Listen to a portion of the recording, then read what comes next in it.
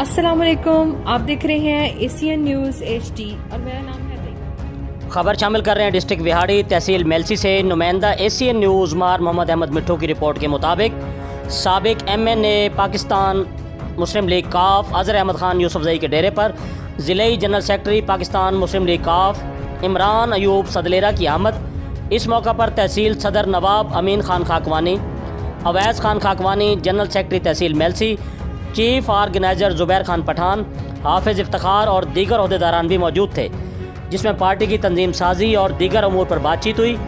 General secretary के एजाज़ में ज़ोहराना भी दिया गया। ज़िलाई जनरल सेक्रेटरी ने आला क़यादत का पैगाम पहुँचाया। इसी दौरान चीफ ऑर्गेनाइज़र ज़ुबैर खान को नोटिफिकेशन भी पेश किया और तमाम टीम ने ज़ुबैर खान को चीफ ऑर्गेनाइज़र मुंतखब होने पर मुबारकबाद भी पेश की। जी, मज़ीद खबरों से बाखबर रहने के लिए देखते रहिए एशियन न्यूज़ HD।